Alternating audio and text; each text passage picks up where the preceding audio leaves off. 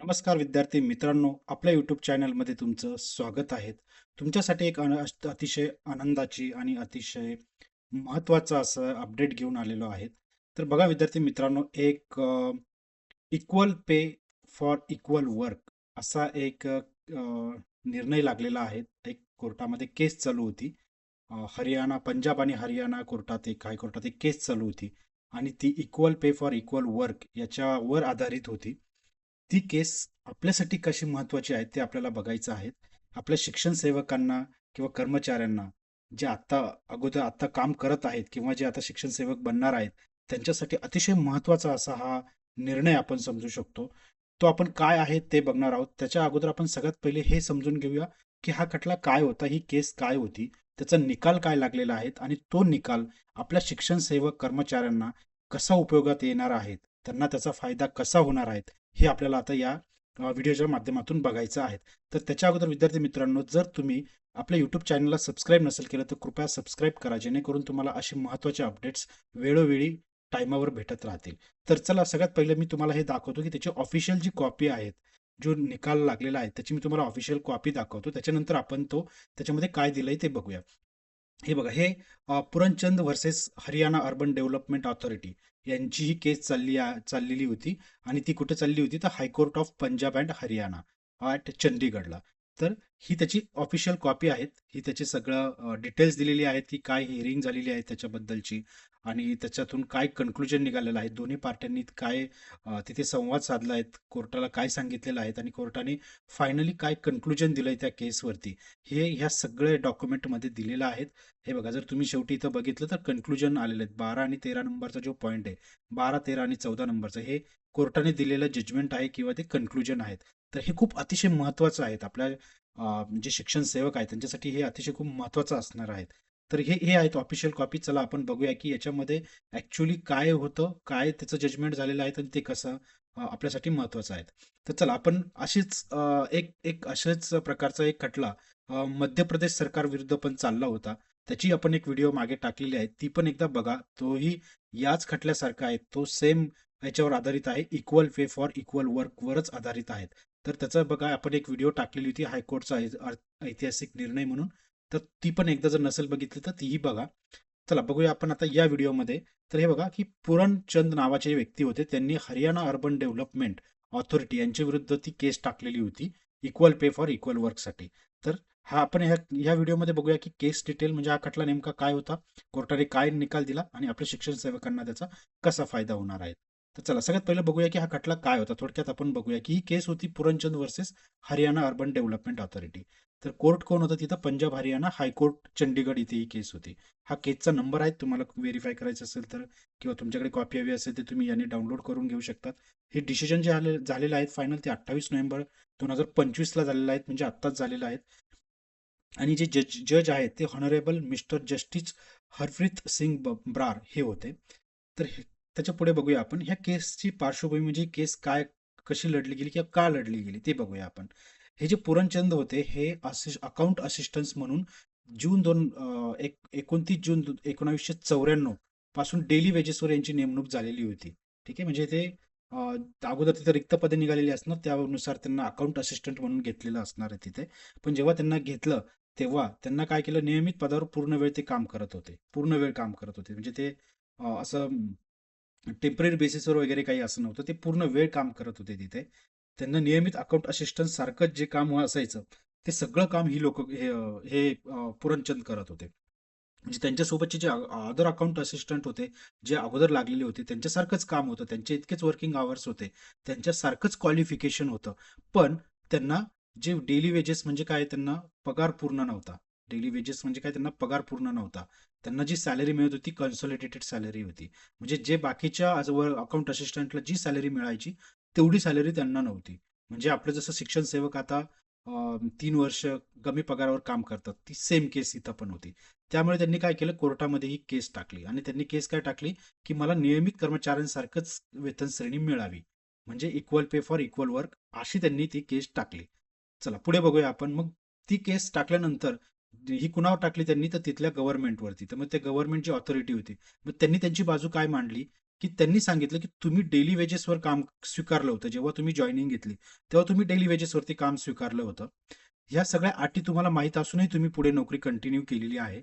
त्यामुळे पूर्ण पगार देण्याची गरज नाही. असं त्या गव्हर्नमेंटने अपोजिट पुरणचंद यांच्या अपोजिट त्यांनी सांगितलं. चला मग पुढे आता गव्हर्नमेंटने दोन्ही बाजू ऐकून घेतल्यात. सॉरी, कोर्टाने दोन्ही बाजू ऐकून घेतल्यात. तर कोर्टचं पुढे म्हणणं काय होतं? कोर्टचं असं म्हणणं होतं की ते नियमित पदावर काम करत होता. कामाचा प्रकार हा सतत चालणारा म्हणजे प्रिनियल होता. म्हणजे काय की जसे बाकीचे काम करत आहेत, पूर्ण वर्क आवर्स कंप्लीट करतायत, तसं यांनी पुरणचंद यांनी पण केलेलं आहे. त्यांच्या कामाची गुणवत्ता, त्यांना जे प्रमाण दिलेलं होतं, कामाचं जे प्रमाण होतं, ते इतरांसारखंच होतं. त्यांच्यावर तितकीच जबाबदारी दिलेली होती. आणि बाकीचे जे अकाउंट असिस्टंट होते त्यांच्यासारखीच जबाबदारी होती. म्हणून कोर्टचं असं म्हणणं होतं की वर्षानुवर्ष जर कमी पगार देत असेल तर हे थेट शोषण आहे. ते एक खूप महत्वाचा शब्द तिथं कोर्टाने वापरला आहे की जर तुम्ही असं सगळं सर सारखंच आहे, तुमचं क्वालिफिकेशन सारखं आहे, तुम्हाला काम सारखं मिळतंय, तुमच्यावर असणारी जबाबदारी तिथली सारखीच आहे, तर आणि तुम्हाला जर पगार कमी मिळत असेल ॲज कम्पेअर टू अदर, तर मग ते तुमचं एक प्रकारचं शोषण आहे असं कोर्टचं म्हणणं आहे. या निकालामध्ये त्यांनी ही जी काही केस होती याच्यामध्ये तसं जजमेंट दिलेलं आहे. तर आता कोर्टचे दोन चार जे महत्वाचे मुद्दे होते ते कोर्टाने बघा काय म्हटलंय की state of Punjab versus Jagjit Singh 2016 साली ही केस लढली गेली होती. अजून दुसऱ्या केसचा आधार घेऊन दिलेला आहे. हे खूप महत्वाची स्लाइड आहेत बघा मित्रांनो.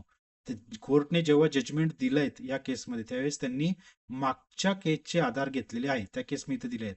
रामचंद्र केस, राधीर सिंग केस, या सगळ्या केस अगोदर झालेल्या ज्या इक्वल वर्क इक्वल पे सारख्याच होत्या आणि तिथला आधार घेऊन मग त्यांनी काय सांगितलंय की जे कोणी डेली वेजेसवरती टेम्पररी किंवा कॉन्ट्रॅक्ट कर्मचारी असतील, पण ते जर समान काम करत असतील तर त्यांना रेग्युलर पे म्हणजे जे फुल पे ज्याला आपण म्हणतो ते मिळायलाच पाहिजे असं कोर्टाचं म्हणणं झालं आणि असं त्यांनी जजमेंट दिलं. ठीक आहे.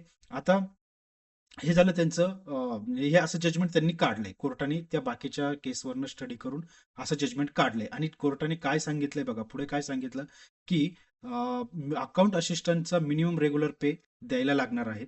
जे कोणी हरियाणा गव्हर्नमेंट होतं ते पुरणचंदला त्यांना हे मिनिमम रेग्युलर पे द्यायला लागेल.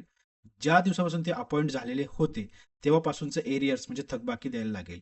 म्हणजे 3 महिन्याच्या आत तो पगार त्यांना द्यायला लागणार आहे. प्लस थकबाकी पण ती द्यायला लागणार आहेत.